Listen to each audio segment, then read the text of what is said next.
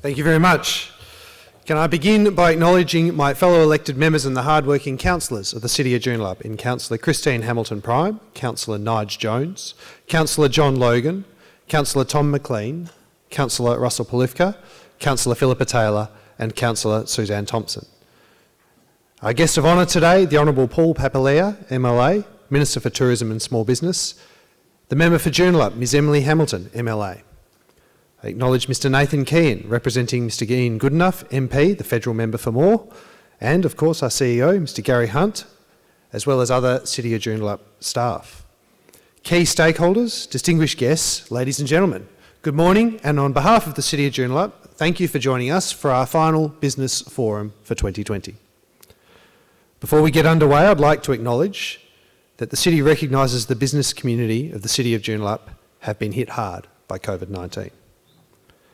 At our last business forum, which was held virtually via Zoom in June this year, our economist in residence, Mr Mark Wallace, shared some insights into the economic vulnerability of Joondalup as a result of the pandemic.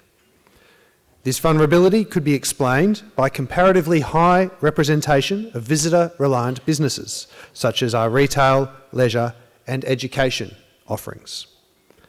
And while we have been encouraged by the resilience of many of these businesses who have sustained through innovation, through business acumen, and in some cases through pure grit and tenacity, we know that it has been a difficult and an uncertain time for many. I want to make it clear the City recognises this, and we are endeavouring to be here to help you and your business in any way that we can, and today is part of that. Today's event is about Destination Joondalup. Who are we, and why do people come to Joondalup, and what do we have to offer them? What makes us a destination? These are the questions that we will be tackling today as we outline the path before us to support businesses in our region to navigate the weeks and months ahead. For the City to emerge stronger from this once-in-a-generation challenge and become a more resilient economy into the future. We are fortunate today to have the Honourable Paul Papalea here this morning. The Minister's portfolio of tourism and small business are important to our discussions today, and we're all looking forward to hearing his thoughts on our plans for the next 5 years, as well as his insights into the needs of small business and the tourism industry.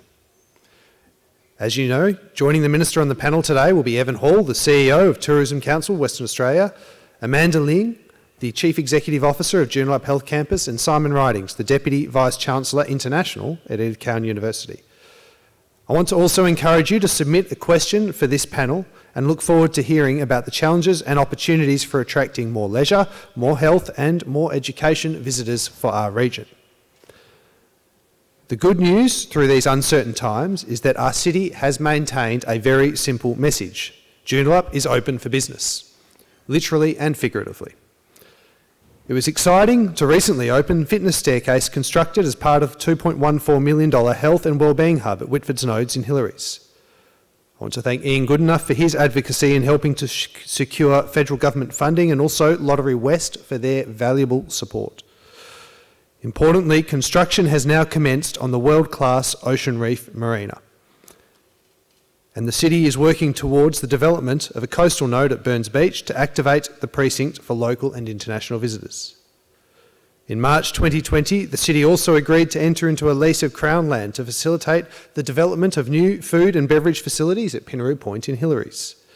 And we're pleased to see the growth of the visitor economy, with recently Rottnest Fast Ferries acquiring a state-of-the-art ferry, Harbour Master, which will be the largest ferry to service Rottnest Island, increasing significantly the daily capacity to the island and the connectivity for our region.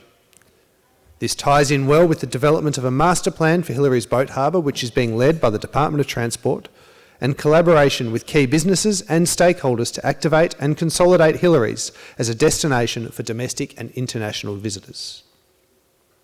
What all of this says is that the foundations for business success remain very much in place for Joondalup. As Mayor, I'm proud of the effective and the cooperative relationships that the City has with state government agencies, and there have been some notable initiatives that have supported our business community through 2020. On July the 30th, the cities of Joondalup and Wanneroo hosted a delegation of WA Government Trade Commissioners from China, Indonesia, Japan and India. Supported by state government representatives from the Department of Jobs, Tourism, Science and Innovation, the purpose of the visit was to familiarise the Commissioners with investment and tourism opportunities in the Northern Corridor. The city's involvement in Destination Perth's Relive campaign meant that some of our key tourism operators, such as Kite Bud, Paul's Eco Bike Tours, Sweet Artist Academy and Rottnest Fast Ferries, could be part of the West Australian Government's Wander Out Yonder campaign, and some of those businesses join us here this morning. We're extremely lucky in Joondalup to be home to world-class education providers such as Edith Cowan University, North Metro TAFE, including the Jobs and Skills Centre, NECA College of Electrical Training and the Australian Medical Association College. In September 2020, ECU announced an incredible expansion of its footprint with a brand new $695 million campus to be built in the Perth CBD, which will cater for 9,000 students and staff when it is completed. Importantly for Joondalup, that's the satellite campus. We will remain the centre for ECU, so we love the idea of Perth being our satellite. The increased capacity to attract students, researchers, academics and professionals from Australia and the rest of the world will undoubtedly give ECU an enviable competitive edge, and I'm excited to see this growth and success. In July 2020, work commenced on the $256.7 million expansion of Joondalup Health Campus. This will make Joondalup Health Campus the largest healthcare provider in Western Australia over the next 4 to 5 years, and it is already one of the most significant local employers in the City of Joondalup. The Council and the City have also collaborated with a number of our local education providers, businesses, Jobs and Skills Centre and Study Perth to form the Joondalup Education Network, which is a dedicated group focusing on positioning Joondalup as a desired city for students and looking at increasing opportunities to attract, develop and retain local and global talent.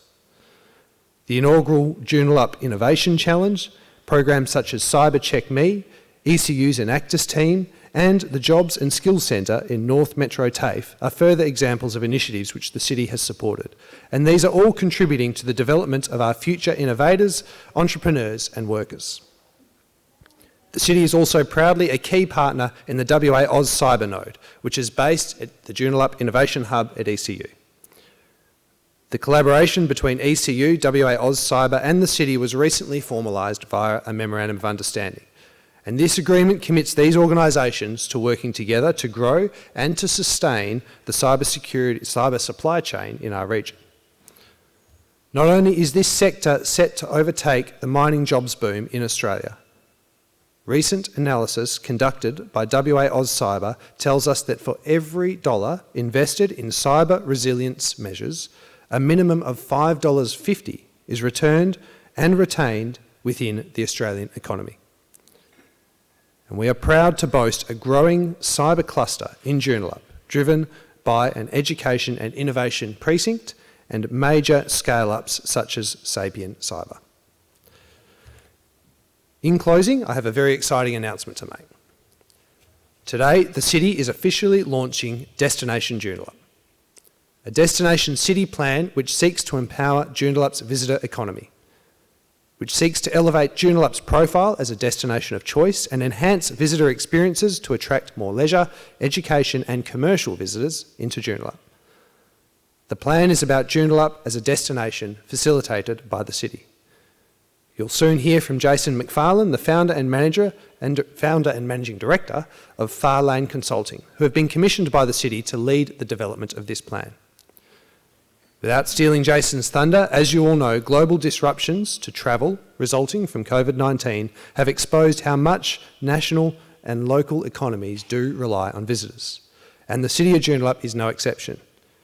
In fact, compared to Western Australia as a whole, our city is more reliant on visitor-related industries as a proposal to the local economy. In the midst of the pandemic, this plan has been a glimmer of hope for our local businesses to create and grow a thriving, resilient visitor economy into the future. Thank you, and I hope that you enjoyed today's presentation and discussions on the City of Joondalup's plan to grow our visitor economy. Enjoy. Thank you.